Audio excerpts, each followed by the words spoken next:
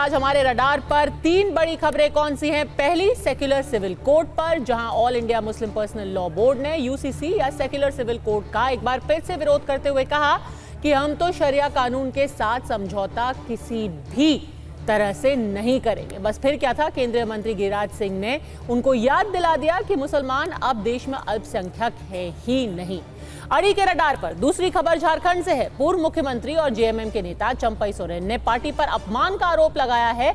अब ऐसे कयास लगाए जा रहे हैं कि क्या वो बीजेपी जल्द ही ज्वाइन कर लेंगे या फिर अपनी एक अलग पार्टी बनाएंगे। और तीसरी खबर ममता दीदी के पश्चिम बंगाल से, जहां सीबीआई मुख्य आरोपी का साइको एनालिसिस टेस्ट कर रही है, तो कोलकाता पुलिस ने टीएमसी के ही सांसद को नोटिस भेज दिया है गलत खबर फैलाने के आरोप में। पर सबसे बड़ा सवाल वहां यह उठ रहा है कि क्या सबूतों को जलाकर नष्ट कर दिया गया। इन 3 बड़ी खबरों में आज अड़ी का मुद्दा है, क्या एक बार फिर से चल निकला है ऑपरेशन लोटस, और क्या आप चुनाव जीतने का यही होगा फोकस। और यह खबर क्यों? इसलिए क्योंकि हेमंत सोरेन के जेल जाने के बाद 5 महीने के लिए झारखंड के सीएम रहे चंपई सोरेन ने एक्स पोस्ट एक ऐसी लिखी जिससे तहलका मच गया। चंपई सोरेन ने कहा कि मुख्यमंत्री रहते हुए मेरा बहुत अपमान किया गया और अब मैं विकल्प तलाश रहा हूं। एक्स पर जाहिर किए गए उनके गुस्से के साथ साथ कोलकाता के रास्ते उनके दिल्ली आने से अब यही सवाल उठ रहा है कि क्या वो विकल्प जिसकी चंपई सोरेन ने बात की है, वो विकल्प भारतीय जनता पार्टी होगी। क्या वो भारतीय जनता पार्टी का हाथ थामेंगे? चंपई सोरेन ने अभी तक अपने पत्ते तो नहीं खोले हैं, लेकिन केंद्रीय मंत्री जीतन राम मांझी ने ट्वीट कर तस्वीर लगभग साफ कर दी है। उन्होंने कल एक्स पर क्या लिखा आपको बता देती हूं। उन्होंने कहा, चंपई दा आप टाइगर थे, टाइगर हैं और टाइगर ही रहेंगे। एनडीए परिवार में आपका स्वागत है, जोहार टाइगर। चंपई सोरेन ने पार्टी से अपनी नाराजगी के कई वजह बताई हैं। उन्होंने आरोप लगाया कि हूल दिवस के बाद पार्टी ने मेरे सारे कार्यक्रम रद्द करवा दिए और गठबंधन ने 3 जुलाई को विधायक दल की बैठक बुला करके मुझसे इस्तीफा मांग लिया। उन्होंने कहा कि उनकी इतनी बेइज्जती हुई कि वो अपने आंसू भी नहीं संभाल पाए। उनको ये समझ में नहीं आया कि वो अपनी व्यथा किसको सुनाए। पहले बात थी कि विधायक दल की बैठक सीएम बुलाते हैं, लेकिन यहां गठबंधन ने बुलाया। दूसरी बात, चंपई सोरेन जो सीएम थे उन्हें बैठक का एजेंडा तक नहीं बताया गया। इस तरह सिलसिलेवार अपमान के चलते चंपई ने पोस्ट लिखकर अपनी नाराजगी जाहिर की और अलग रास्ते पर जाने का वैकल्पिक मजबूरी बताई है।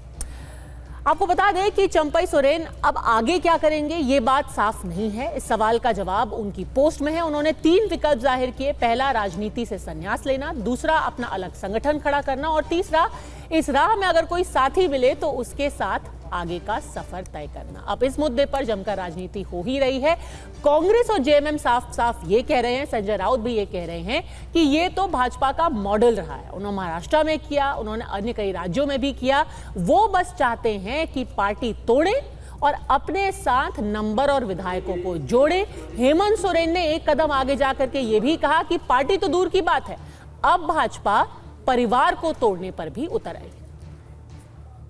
चंपई सोरेन आंदोलनकारी रहे हैं और शिबू सोरेन के साथ काम किया है, और जिस प्रकार से पत्र उन्होंने जो उन्हें लिखा नहीं है, उन्हें जिस प्रकार से उन्होंने पोस्ट लिखा है, तो उससे उनका दर्द झलक रहा है। तो लगता है कि व्यक्ति अंदर से काफ़ी टूट चुके हैं और काफ़ी दुखी लग रहे हैं। समाज तो छोड़ो, ये घर भी फोड़ने का काम करता है, पार्टी तोड़ने का काम करता है। आए दिन कभी इस विधायक को खरीद ले, कभी उस विधायक को खरीद ले। और पैसा ऐसा चीज है कि नेता लोग का तो ऐसे ही उन लोग को इधर उधर घसीटने में उन लोग को देरी नहीं लगता है। कोई भी व्यक्ति किसी भी उम्र में अपनी विचारधारा के ठीक विपरीत काम कैसे कर सकता है? भाई, या तो कोई ईडी है का खेल है या कोई सीडी का खेल है, हमें नहीं मालूम क्या है, लेकिन जो भी हो, दबाव में आकर आप अपनी पूरी विचारधारा बदल दें, ये बड़ा अफसोस की बात होती है। कि चुनाव से पहले ये लोग हेमंत सोरेन जी को मुख्यमंत्री पद से उतारना चाहते हैं, उनकी पार्टी तोड़ना चाहते हैं, उनके पार्टी में और राज्य में अस्थिरता लाने चाहते हैं, इसलिए झारखंड में चुनाव नहीं हो रहे हैं। उनको समय, टाइम चाहिए। देखिए, चंपा सोरेन कल गए और आज क्या बोल रहे हैं। तो इसी मुद्दे पर आज पद्मजा के प्रश्न है बहुत ही आसान। क्या एक बार फिर से ऑपरेशन लोटस यानी कि ऑपरेशन कमल चालू आहे और अब उसने रुख किया है झारखंड का, या फिर खुद चंपई सोरेन परेशान होकर के पार्टी छोड़ रहे हैं और इसका ठीकरा फोड़ा जा रहा है भारतीय जनता पार्टी पर? क्या ये ईडी का खेल है या सीडी का खेल है? चर्चा में हमारे साथ जुड़ गए हैं डॉक्टर गुरु प्रकाश पासवान, प्रवक्ता हैं भारतीय जनता पार्टी के, आलोक शर्मा कांग्रेस के प्रवक्ता कुछ ही देर में हमारे साथ जुड़ जाएंगे, किशोर तिवारी प्रवक्ता हैं शिवसेना उद्धव ठाकरे गुट के, डॉक्टर तनुज खत्री प्रवक्ता हैं झारखंड मुक्ति मोर्चा के, आकुश श्रीवास्तव वरिष्ठ पत्रकार और जयशंकर गुप्ता जी वरिष्ठ पत्रकार, दोनों मेरे साथ हैं नोएडा के स्टूडियो में। गुरु प्रकाश पासवान, सबसे पहला सवाल तो आप ही से पूछा गया है, ईडी काम कर गई या सीडी काम कर गई? आपने परिवार अब तोड़ा है पार्टी के बाद। नहीं पद्मजा, देखिए बहुत दुख होता है और बहुत मन व्यथित होता है जब इतने वरिष्ठ नेता के विषय में ऐसा कहा जाता है। मुझे लगता है कि चंपई दा के जो पोस्ट है उस पोस्ट में सब व्यथा उनके सामने आ गई है, उनके शब्द हैं, और मैं आपका आभारी हूं पद्मजा कि आपने उस पोस्ट का जिक्र किया है। उन्होंने कहा है, शब्दशः उनके शब्द हैं कि मेरे आत्मसम्मान को ठेस पहुंचा है, मेरे सेल्फ रेस्पेक्ट, मेरे स्वाभिमान को ठेस पहुंचा है। एक मुख्यमंत्री से एक विधायक दल के विषय में बैठक होती है और उनसे पूछा तक नहीं गया। हूल दिवस आदिवासियों के सम्मान और अस्मिता का एक दिवस होता है, उस हूल दिवस के अगले दिन आदिवासी समाज के बेटे को मुख्यमंत्री के पद से हटाया जाता है। यह आदिवासियों का अपमान है, ये सिर्फ और सिर्फ चंपई दा का अपमान नहीं है, ये पूरे देश के करोड़ों आदिवासियों का अपमान है पद्मजा। और मैं बता देना चाहता हूं, ये जो इंडी गठबंधन के लोग हैं, इनको दलित आदिवासी पसंद नहीं आते हैं, दूर रहना चाहते हैं। आदिवासी की बेटी पहली बार संविधान के सर्वोच्च स्थान पे पहुंचती है तो ये लोग विरोध करते हैं। एक वास्तव में एक जमीन से निकला हुआ नेता, दशकों अपने जीवन का आदिवासियों के कल्याण के लिए समर्पित कर देने वाला नेता, अगर वो मुख्यमंत्री बनता है तो इनको दिक्कत होती है। पद्मजा, आपको याद होगा एक बहुत बड़ी रैली हुई थी रांची में, उल गुलान उसका नाम दिया था। उस उल गुलान की रैली में चंपई दा के साथ कैसा व्यवहार किया गया था?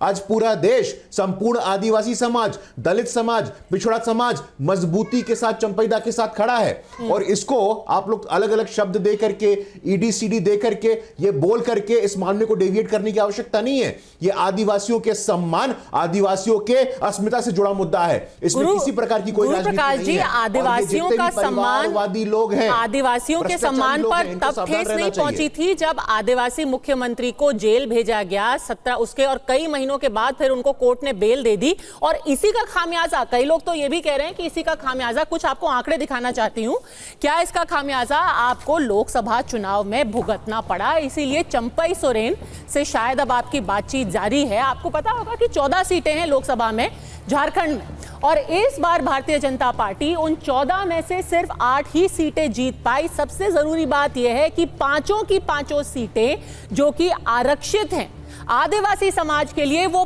पांचों सीटों में भारतीय जनता पार्टी को हार का सामना करना पड़ा। खूंटी, लोहरडागा, चाईबासा, राजमहल और डुमका में तो खुद सोरेन परिवार की बहू दुर्गा सोरेन की जो विधवा हैं, उन्होंने झारखंड मुक्ति मोर्चा छोड़ करके आपका दामन थामा था, आपने उनको टिकट दिया, फिर भी हार गई।